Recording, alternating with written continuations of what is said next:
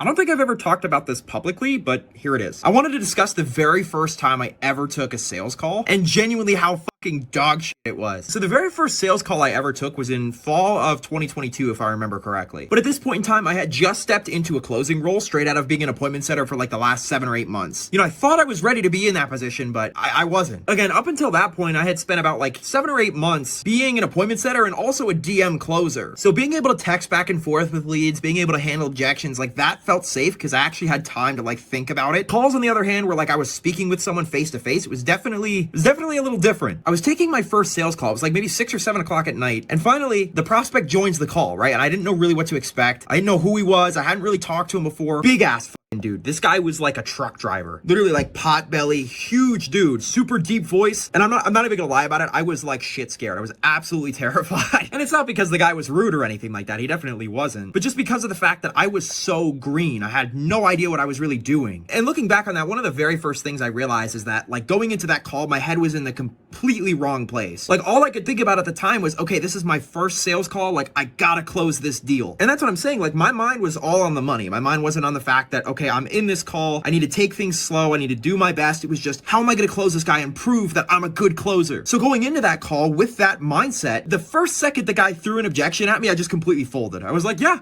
absolutely. Yeah, I totally understand. Yeah, have a great day. And then pretty much from there, the call was over. And here's the part that most people need to hear. If you're getting into the remote high ticket sales industry, that's probably how your first call is going to go too. And that's completely normal. And that's what I'm saying. Fast forward a couple of months, by January of 2024, I had already brought in close to about $150,000 in revenue for that same company. And that's what I was saying. I was only closing for maybe 3 months. You know, nothing magical happened. I just put my reps in. I just practiced. And that's the raw reality of sales. You don't get good by being immediately perfect. You get good at it by being bad at it enough times to understand, you know, the mistakes that you're making. And maybe for you, if you're curious about the industry, you want to learn a little bit more about it, you absolutely by no means have to start as a closer. Most people start out with the most beginner-friendly roles, that being appointment setting or like DM setting, you know, handling conversations, qualifying leads, setting appointments. And that's what I'm saying. That's why this space makes so much sense heading into 2026. If you want to be able to leave the 9 to 5 behind, have some more flexibility in your life, work remotely, be able to travel, do those sorts of things. Because honestly, it's a very beginner-friendly skill to learn. And if you're someone who's like scared to start because maybe you're not confident or maybe you feel like you're going to mess it all up, that's definitely a good thing. You have to embrace that uncertainty.